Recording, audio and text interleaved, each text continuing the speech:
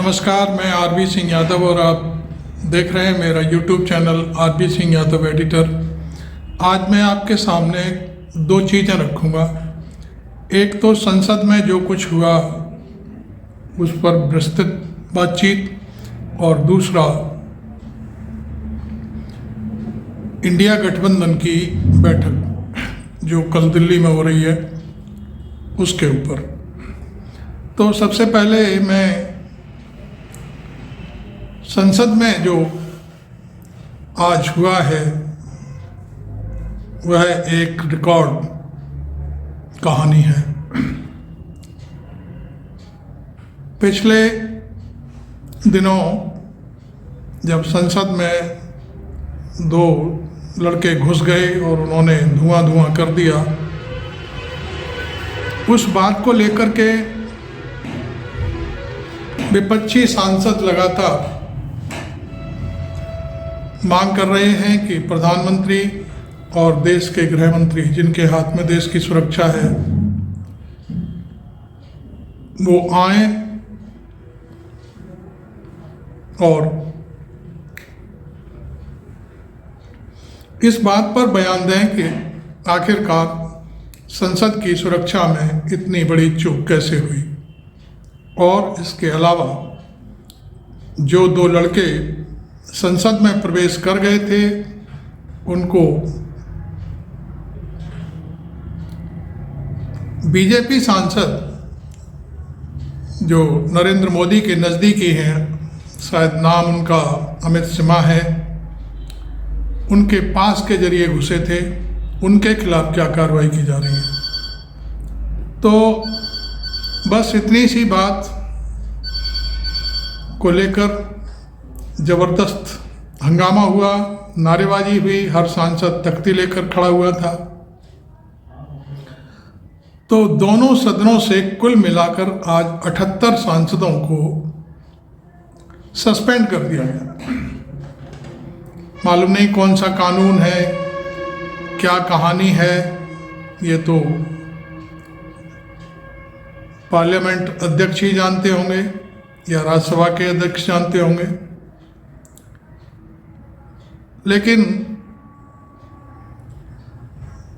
लोकतंत्र में इस तरह का काम मैं समझता हूँ एक अजीब विषम परिस्थितियां पैदा करता है। जहां विपक्ष नहीं होगा तो वो फिर संसद किस काम की। जहां विपक्ष सवाल नहीं उठाएगा तो वो फिर संसद किस काम की।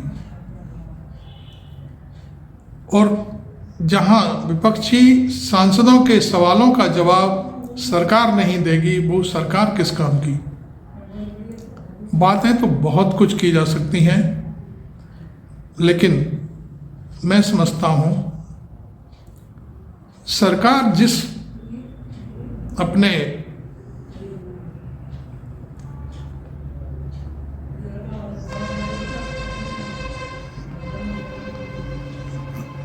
जो कार्यक्रम है, जो उसकी सोच है, मैं उसको कहना चाहूँगा कि जो उसका अपना घमंड है उसको लेकर इतनी चकनाचूर है कि वो विपक्षी सांसदों को कुछ भी नहीं समझती।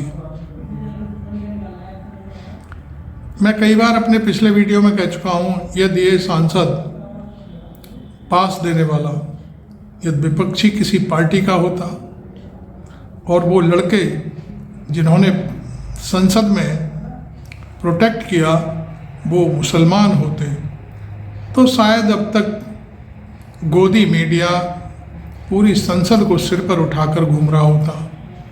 पूरी दुनिया में इस बात की चर्चा हो रही होती कि देखिए आतंकवादी ये घुस आए, वो घुस आए, ये पार्टी आतंकवादियों की है, ये है। तो लेकिन वो ईश्वर का शुक्र है कि वो सांसद भारतीय जनता पार्टी का था और वो भी नरेंद्र मोदी का भक्त था।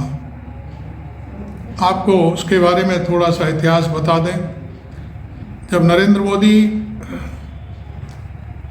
गुजरात में सीएम थे तब सिमा ने एक किताब लिखी थी उनके ऊपर, और तभी से मोदी उसके फैन हो गए और उसे 2014 में टिकट दिया गया, फिर 19 में टिकट दिया गया और 24 के चुनाव से पहले उसने एक कारनामा ऐसा कर दिया है कि शायद फिर भी उसे टिकट दिया जाएगा।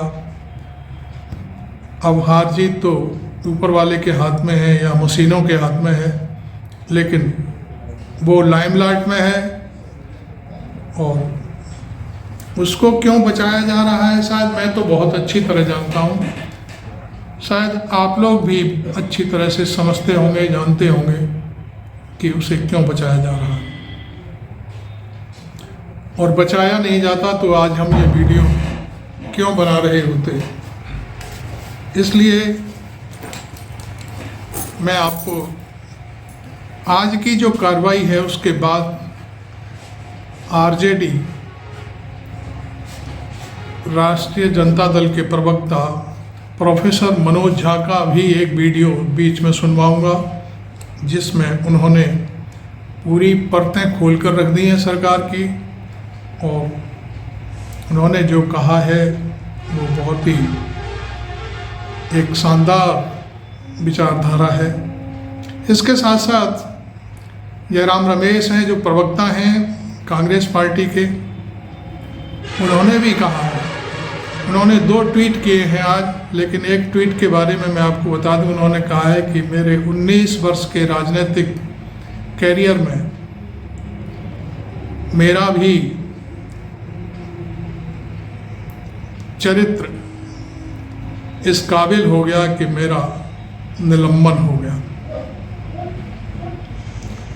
ये उनकी कुछ लाइनें हैं, उनका मैंने आपको मर्म बताया है कि उनका दर्द है कि 19 साल में मुझे यह सब देखना पड़ रहा है, ये मेरे लिए बहुत ही दुखदाई है।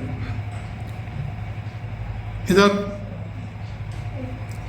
कांग्रेस पार्टी के अध्यक्ष खड़गे साहब ने भी एक ट्वीट किया है कि सरकार डरी हुई है और सरकार घमंड में है, वो कुछ नहीं समझती विपक्ष को, लोकतंत्र की हत्या वगैरह वगैरह इस तरह के शब्दों का उन्होंने उल्लेख किया है। अब मैं आपको सुनाऊंगा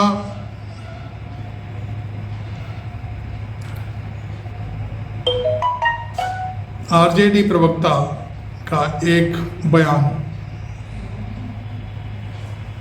सुनिए आप उनका बयान।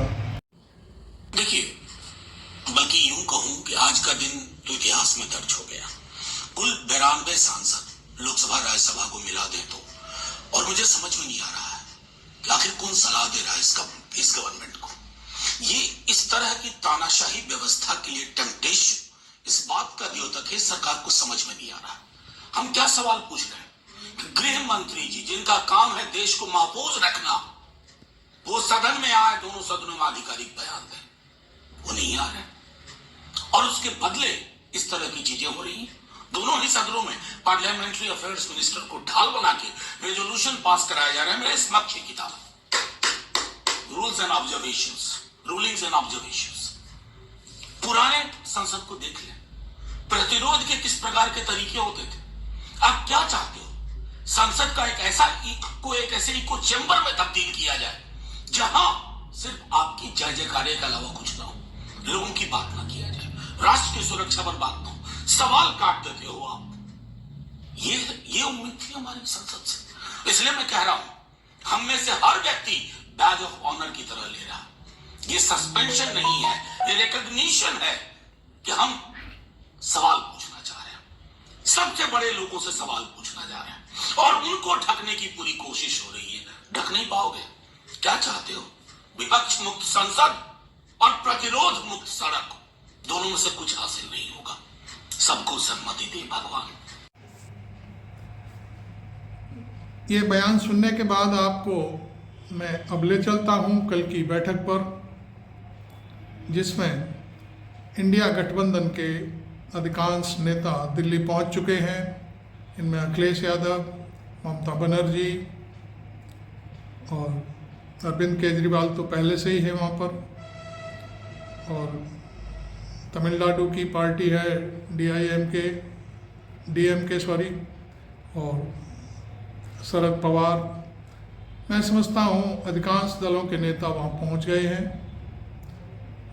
और कल बैठक होगी, और मैं समझता हूँ मुद्दे बहुत सारे होंगे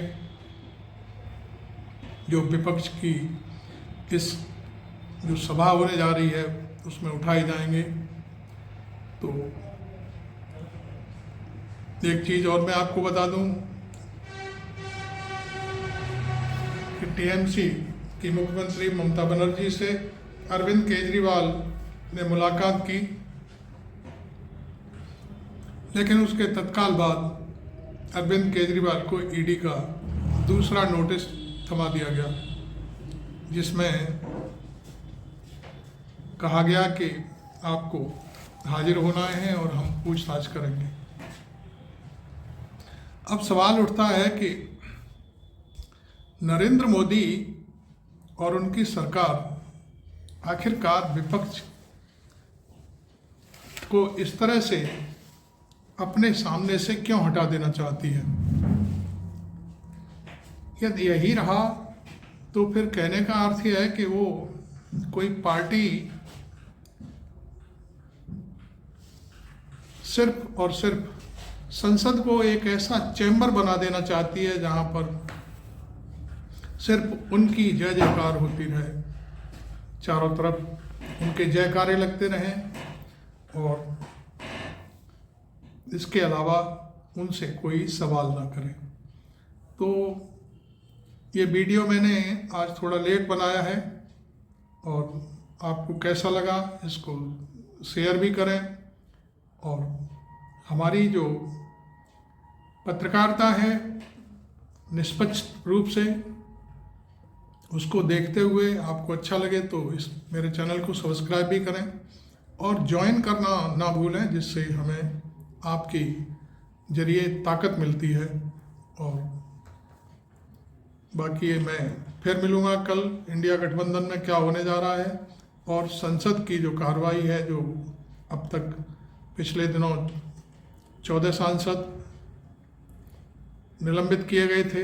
हाँ, एक मज़ेदार बात और इसमें मैं जोड़ देता हूँ कि उस दिन 15 सांसद निलंबित किए गए थे। ऐसा लगता है वो कहीं से पीछे से सूची भेज दी गई थी, और फिर बाद में स्पष्टीकरण आया कि वो क्लरिकल मिस्टेक की वजह से, पहचान की वजह से डीआईएमके के जो सांसद थे, डीएमके के, उनको भी निलंबन की सूची में डाल दिया गया था। तो उसमें फिर उस दिन 14 सांसद थे, और इस तरह से मिलाकर के 78 और 14 आज तक 92 सांसद लोकसभा से बाहर रहेंगे कल। और मोदी सरकार मनमाने जो भी उसके अपने बिल हैं उनको पास करेगी, और आप हिंदी पट्टी के अखबारों को पढ़ते रहिए, उसमें आपको कुछ नहीं मिलने वाला, और कुछ गोदी मीडिया चैनल हैं उनको देखते रहिए, शायद ये सारी बातें जो मैंने बोली हैं वो भी आपको सुनाई नहीं देंगी। Thank you very much.